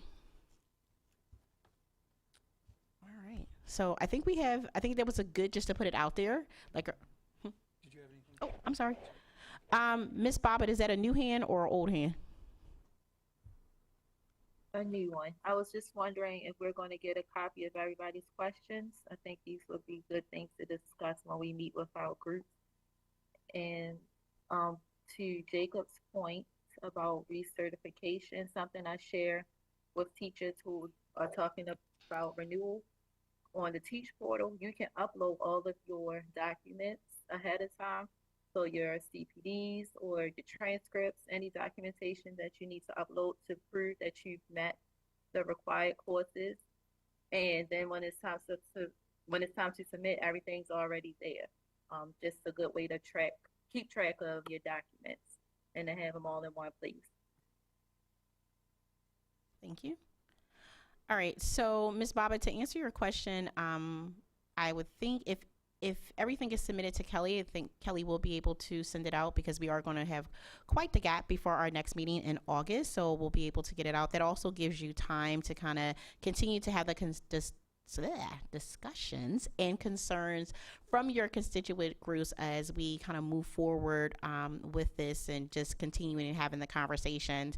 For those who are on the front line, I guess the interesting conversation is that thinking about it's the end of the year, some of those educators may be open to having a different conversation as we're closing out the school year, thinking about in August, especially for those who are entering and their certificates or licensures are expiring at the end of the year or next year. Might just be a good conversation to have, or even the conversations with administration, higher ed, just the support, more support, less support. Just what does that look like, just so that we can be prepared. Any further questions or comments? Absolutely. I had a question. Oh, no, sorry. go ahead. We'll take the question I was first. thinking about Darren, what he had mentioned. So the proposed changes, when I meet with the constituent groups, where can I show them where the proposed changes are that like we're looking at that will be going into effect? Is there a website or a place that I can point people to so that they can see this is what's coming through? And if that way they can make a comment about it. Yes, it's called the Maryland Register. Okay. It's not published yet. So once it's published, and like I said last month, we're aiming for July 14th. It's up to the Division of State Documents, so that's what we're hoping, but it's not a for sure going to be published on that date. When it's published, we will absolutely let you know, and we will send a blast out to the community. I just Google Maryland Register. It's the easiest way to get there, and they have volumes. So whatever regulations are going out for public comment during that 30 days will be in that volume. And also, the documents that we get for our meeting, is it okay to share They are those public with people? documents, absolutely. Okay. And if they want to take a look at the regulations as they are going to public comment, they Yes. are on the State Board of Education website. If you don't want to send them the actual documents and you just want to send them to a link, you can send them to the link for January 2023. There is a regulation section of each of the state board agendas and with links, and Okay. they'll be able to see both of our regs there. Okay, that way they can Yeah. intelligently read through and see Absolutely. exactly what's going on real Absolutely. time. Okay, thank you. Thank you. Darren? Oh, I was just thinking, this is a lot, and so I'm really glad everybody had a chance to go back and do that. But I also think it's probably a little overwhelming. And one thing that Kelly's department does great is take all this and compile it together. So I would assume the board would give you the leeway to compile it in whatever format works best. But I was just thinking out loud, I have always liked it when we get sort of a chart that sort of has those grids and it goes into that and sort of here's what we know and here's what we don't know. And that sort of organizes it and give us that FAQ that we thought would be good. So not that I'm saying you have to do that, I'd like to give you work to do, but I do like that format. So just a thought. May I just also add, in terms of liking the charts, the thing that you can also provide your members are the wonderful PowerPoints that Kelly has shared with us that went through each of the different areas of change. And maybe the one today, I like that one. I thought the one that did you do it in December and then for us and January for the state board? It's the same January link for Yeah. the state board. You can see that. January's a good one. Yeah, Mhm. yeah. PowerPoint. The it just PowerPoint is and the very regulations clear. are there. That's what I. Also, you know, if you go in the Maryland Association of Boards of Education, the monitor, they always send out that, which is a summary of the State Board of Education meetings.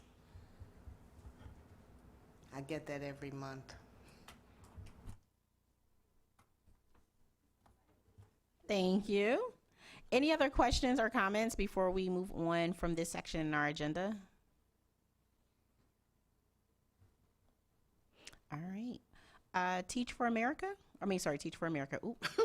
Teach Maryland. That was not a shameless plug. Teach Maryland Conference.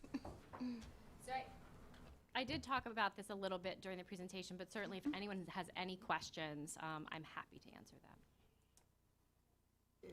Just a quick question.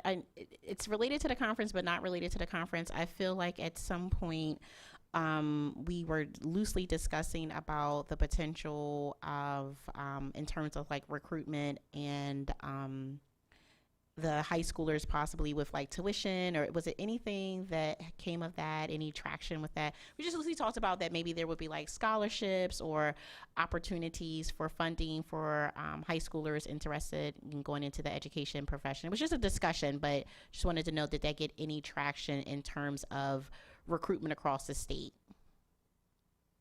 Do you mean what was in the educator shortage bill, or for the teacher fellow scholarship? Yeah, I think it was one of those. Like, was it anything So more? the teacher, I have to look closer at the law because this is a program that's administered by MHEC, but there were changes made to the Teachers Fellows program, scholarship program that we should look at. As far as other types of funding opportunities, you know, the LEADS grant really did hone in on the Grow Your Own. And so a lot of our LEAs did choose to take part of that Grow Your Own investment, and in different ways. It was really LEA specific. Many of them are targeting their TAM students or their Educators Rising students, students that have demonstrated they are interested in the teaching profession. So that work is being done now, and I think in a year or so we'll be able to kind of look back and see where everybody is. These are kids that are going to have to be tracked for a long time to see if they eventually come back to that LEA. But I know that it is the intention of some of the LEA's Grow Your Own programs to track that. Okay. So probably just a little bit of another pencil or another pen to maybe, I think sometimes we look at data year to year. That might be something that we want to maybe come back and look at in June, or if we have a July meeting, just a quick update on, how is that working out, or the LEADS grant, or do we have any data from the people who took a part of that, just to keep track of our recruitment efforts. Yeah, I'm not sure what the LEADS grant reporting requirements are. We have to align with them. Like, I can't ask for something before it's due, but I have to assume that there's some type of reporting that will eventually happen, and I can certainly reach out to our Office of Grants and find out if there's any type of plan for a presentation of that information. I do not know. Yeah, just something that we just, want to, I feel like we talk in things, and so it might want to just come back just to see, like, oh, this is paying off, or just if, in case anything comes into our purview with something like that again, we can already say we have the data, or if this is working well, or getting that feedback from the IHEs or the locals.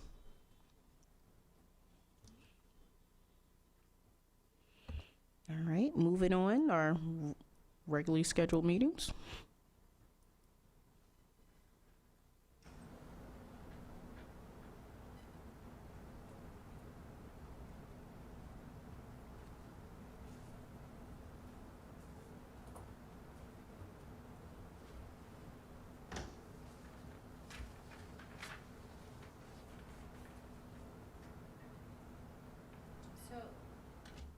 So we had a conversation. Someone briefly asked during the last meeting. They wanted to know what our current forums of communication were, I believe, specifically with our educator preparation programs and our local education agencies. And I'm assuming it was through the lens of licensure, certification, preparation. Certainly, I cannot speak on behalf of what our LEA communication is constant.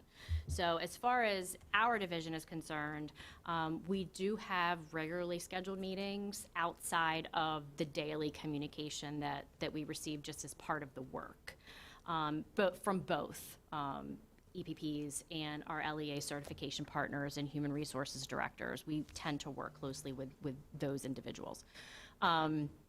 For educator preparation, there is a quarterly meeting called the Deans and Directors Council meeting.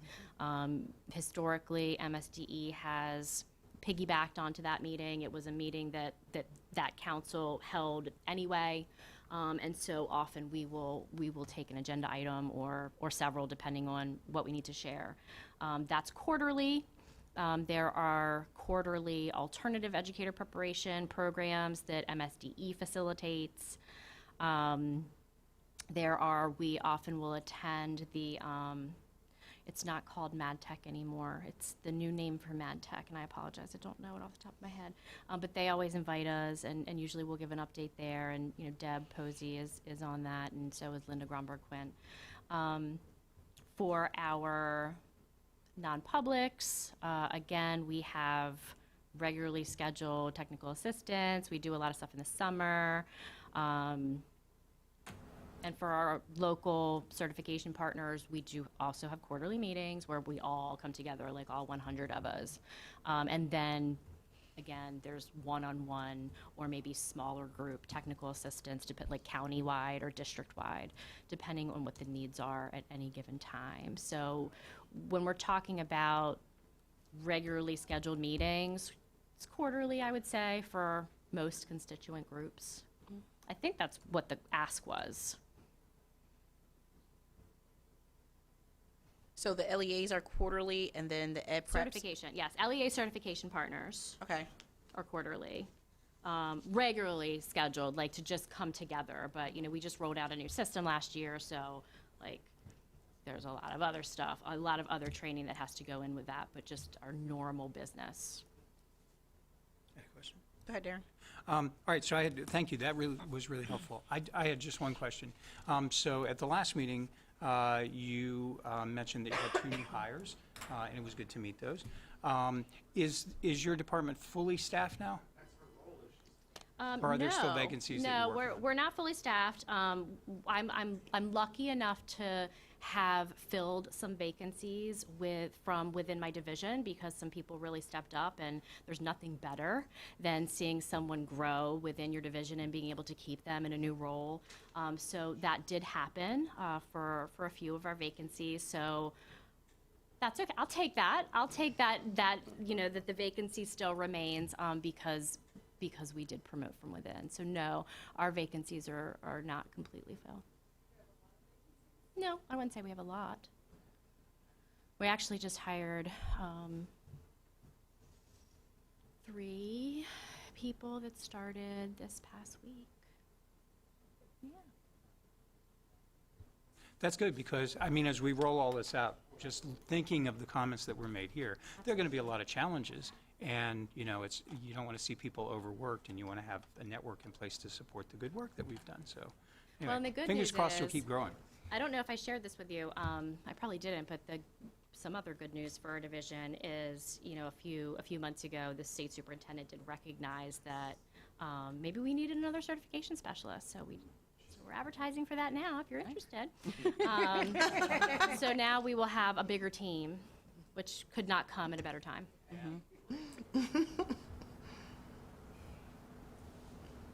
Right. Well, we got down our agenda pretty quickly today, super efficient. All right, so just to recap, I do want to recap some things that we talked about in terms of follow-up, that we are asking board members to go ahead and take a look at that AIB website and to look at those plans on the blueprint and career letter that the LEAs have submitted. We do not have a meeting in July, but to kind of come back and we'll kind of have that conversation. Kelly, I put a note to myself to kind of circle back to that for when we make the agenda for the August meeting. With that, Kelly will send out the questions or concerns that we all collected from our groups, and so we'll get that. So we'll have that. It's just another document to have as we start to go through the work. That to double check for those who want more information about the regulations, check the January documents from the state board meeting so that you have those to kind of send out to your group. So we're getting ready for summer school. If anyone missed it, what we're doing right now, we're getting ready for summer school. So we will have that. Anything else that I missed? Okay, I don't think I missed anything. I don't think we missed anything. So one thing that's looking ahead, mark your calendars, put that placeholder in there that potentially for September we would have a longer meeting. So just kind of being a little bit prepared for that for those that travel a little bit ways away from Baltimore. You can have that in your mind. I think that is it. September date again. It's September 14th is our September date. So we're not meeting the first Thursday in September because that, depending on your jurisdiction, that may correspond with the first day of school, the first week of school, which is always hard. Everything still smells new. Crayons smell new, you know, everything. Like the name tags are still on the desk, you know, they're still pleasant to each other in the hall. So we did take the opportunity to move the meeting to just for those of us who need to be out of the classroom, that they are able to do that. Anything else that I'm missing? Looking around the table. I love your earrings today. Thank you. Celebrating a special month. So I think that's it. And oh, Miss Wilson is showing me her earrings online. Ooh. Oh, okay. Ooh, I can see hers too. So without any objection, I'm going to adjourn the meeting at 11:53 a.m. A.M.s. Hey. Meeting adjourned. Thank you. Okay. Have a great summer. See you in August. Yes. Oh, you won't be at the August meeting? Oh, good. Have a great summer.